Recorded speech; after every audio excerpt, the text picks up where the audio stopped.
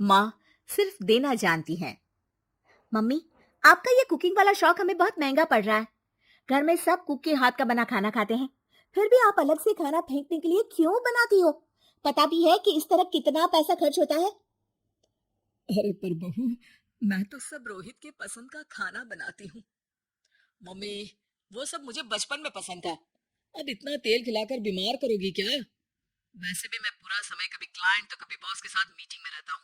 इसलिए आप अपनी बर्बादी को मेरा नाम तो मत ही दीजिएगा। ये है पिंकी की सास निर्मला, जिन्हें सबको अपने हाथ का खाना खिलाना बहुत अच्छा लगता है, लेकिन राहुल और पिंकी को ये पसंद नहीं है। इसी के चलते वो निर्मला को खाना बनाने के लिए 10 बातें सुनाकर वहां से चले जाते हैं। मेरे मन में तो सिर्फ अपने बच्चों के लिए प्यार है, पर शायद अब उन्हें मेरी जरूरत नहीं है। मुझे गांव वापस चले जाना चाहिए। जहां एक तरफ निर्मला दोबारा गांव जाने के बारे में सोच रही होती है, वहीं उसका पोता परम अपनी दादी के शौक को प्रोफेशन में बदलने का आइडिया सोच रहा होता है। अगली सुबह निर्मला गांव वापस जाने के लिए कपड़े पैक कर ही रही होती है कि परम फोन लेकर दादी के पास पहुंचता है। दादी, आप कहीं नहीं जाओगी? अरे नहीं बेटा, मेरा गांव चले जाना ही ठीक रहेगा। इससे तुम्हारे मम्मी पापा की सारी दिक्कतें भी खत्म हो जाएगी। दादी, वो तो ना आपके आने से पहले कम थी और ना ही आपके जाने से खत्म होगी। उन्हें हमेशा पैसों की टेंशन में ही रहना है। मेरे पास आपको यहाँ रोकने का आइडिया है। आइडिया? मतलब, मैं कुछ समझी नहीं। इस पर परम अपनी दादी को YouTube खोलकर उसके बारे में सब कुछ बताता है, जिसे सुन दादी कंफ्यूज हो जाती है। अरे बच्चे, तूने इस बुढ़िया के बारे में इतना सोचा, वही बहुत बड़ी बात है। देख, मुझे ये सब समझ में नहीं आता। तू मुझे जाने दे बेटा। अरे दादी, इसमें कुछ मुश्किल नहीं है। मैं हूं ना हेल्प के लिए। आप बस खाना बनाओ, और पता है, YouTube की मदद से आप अपनी स्पेशल रेसिपी लोगों को सिखा भी सकती हो। अच्छा, ऐसा भी हो सकता है? मतलब, बस घर बैठे मैं दूसरे लोगों को सिखा दूंगी? सिर्फ कुछ लोगों को नहीं, पूरी दुनिया को सिखा सकती हो, और उसके लिए आपको सिखाने के पैसे भी मिलेंगे दादी। इस पर बहुत देर तक दादी को YouTube के बारे में समझाकर आखिर में परम उन्हें कन्विंस कर ही लेता है, जिसके बाद वो गांव जाने का प्लान कैंसिल कर YouTube चैनल शुरू कर देती हैं।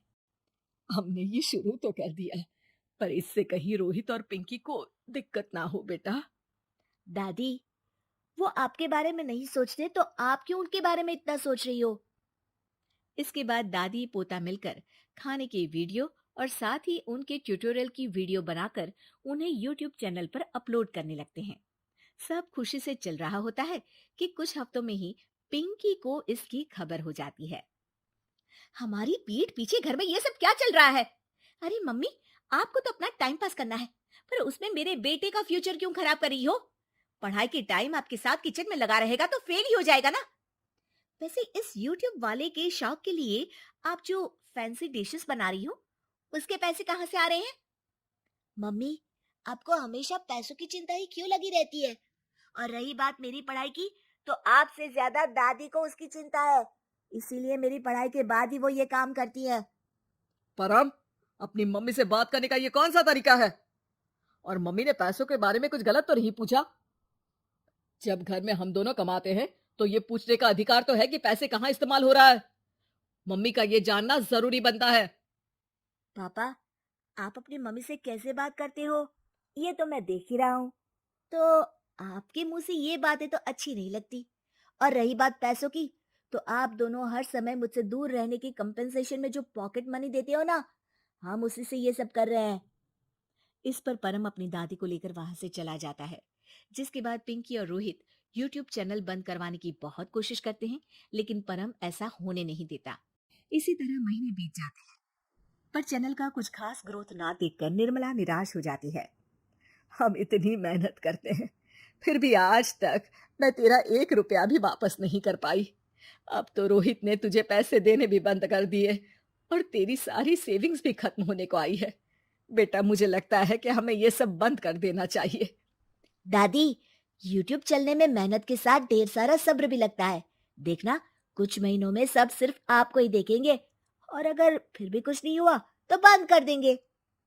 परम की बात से दादी मान जाती हैं और वो अपना काम जारी रखते हैं।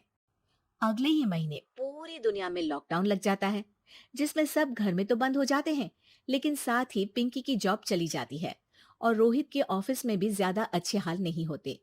लेकिन वहीं लॉकडाउन के असर में निर्मला के सब्सक्राइबर्स और व्यूज बढ़ने लगते हैं।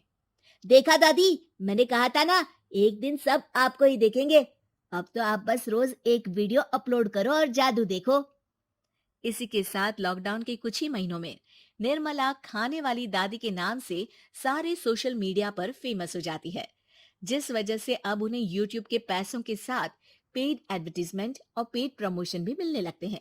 उन्हीं पैसों की मदद से निर्मला अब बेटे बहू की नौकरी ना होने पर घर का खर्चा भी चलाने लगती है, जिसे देख रोहित और पिंकी को भी अपनी गलती का एहसास होता है और वो सब मिलकर निर्मला को सपोर्ट करने लगते हैं।